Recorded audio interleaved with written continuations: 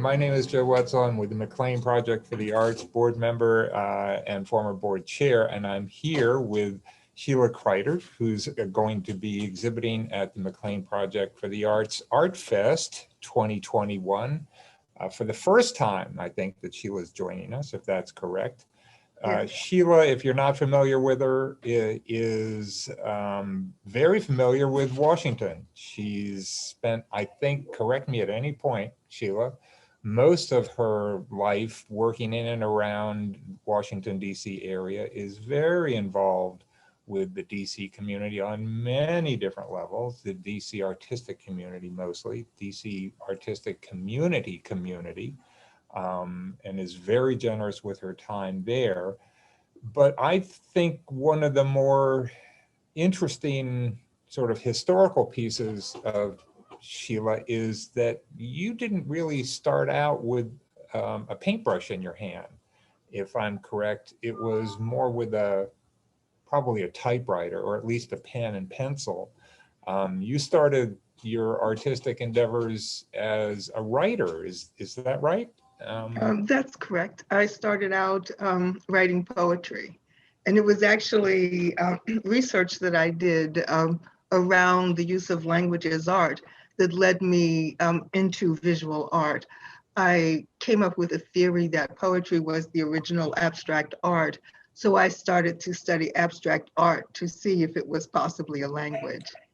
And what's interesting about that is throughout the pandemic, I've spent the time documenting this research. So if anybody's interested in how I really got started, you can find it on my blog, Out the Cube. So still, that's a reach, a physical reach from a pencil and words to a canvas, if you will, a canvas and a tube of paint.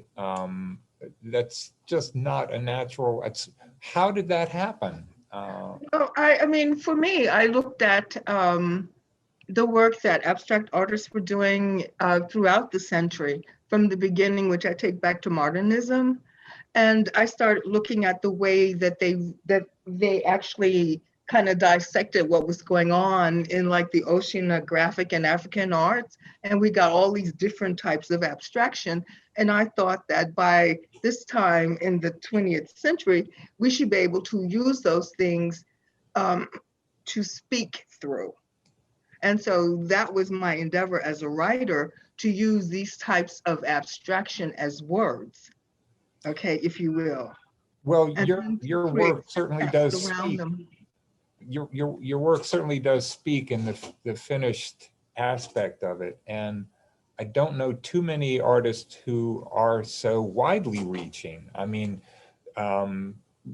frequently you'll come across somebody who just does pick a medium, watercolor or something. You've got your hands in everything. I mean, you're no shy puppy when it comes to trying new ideas. And I must say, in looking at the sequence of work, there's nothing that you seem to forget. If one day you pick up a piece of wire that's incorporated into a work that you're currently futzing with, I can see that you've learned something about wire a year later. But to me, that's the impetus for working, and the objective of it is that the more you work, the more you know, and the more you can apply that knowledge in the next pieces that you create. In fact, what's kind of interesting, in the review questions, there was a question of, do you have particular themes and whatnot? And what I go back to is particular techniques. And I'm constantly giving myself exercises. These pieces behind me here are an exercise that I created during the pandemic, and I speak about them on my blog because I just did something that talked about this research in abstraction. And it talks about how these pieces actually are like a visual diary of how I was feeling throughout the pandemic. It's called Mood. Okay. And those are day by day progressions, are they not? Well, no, session by session, because it wasn't a daily thing that I would come down here and actually mark. It was when I was feeling particularly frustrated or whatnot, I would come down here and mark on these, and the objective was to mark once on each of the pieces. There are 20 of them in the series, and then to go from there so that it kind of documented how I was feeling that particular day.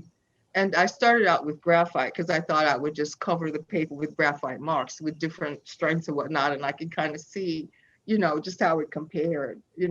But one day, I mean, I would do it day, night, whatever, and if it was dark, I didn't cut on the light. So one night I came down here and I marked. When I came down the next day to look at it, I used a blue pencil. Surprise. Okay. Exactly. And at that point, I started deliberately putting in things that would document how I was feeling and that I thought that people could relate to within the context of visual experience. For example, the use of red as a color and what it means in contemporary art. To use I think there are hashtags in there, like counting. Okay, the idea of recording time, yellow as a circle and sun, these things that people relate to. So, I mean, that's what these works are composed of. And And so then over what period of time were those? it was a year, Like pretty much a full year. So we're looking at 365 days of markings. Exactly, but not marking every day, more like Got it? one Yeah. maybe every 3 weeks or so, something like that. And then once I conscientiously started working on them, it was maybe once a week. And so when you exhibit the McLean Project for the Arts Art Fest, that'll be the first time that anybody sees those. Is that correct? Yes, aside from I actually have a video because I've been doing Facebook Live to document the research. So when I talk about them on Facebook Live, and on my blog, I have the written text. And I'm actually about to add an addenda to that text because I was talking to a friend who suggested that language was related to narrative. And when I'm not really talking about narrative, I'm talking about shared visual experience. Well, that's an interesting twist, and one good reason why everybody should be coming to see McLean Project for the Arts Art Fest, see those actually live in person, because, unlike text, which you are more than familiar with, and which does not need to be one-on-one present, there's a huge difference when you're looking at a piece of artwork on screen versus actually being in front of it. I mean, there's an awful lot of the subtleties that just can't be conveyed in a video on screen that can when you're standing a foot or so away from it. And things Exactly. that you can point out while you're there with your work that might not be apparent on a screen or really hard to convey that way. So one more reason to come see you, one more reason to come see McLean Project for the Arts Art Fest.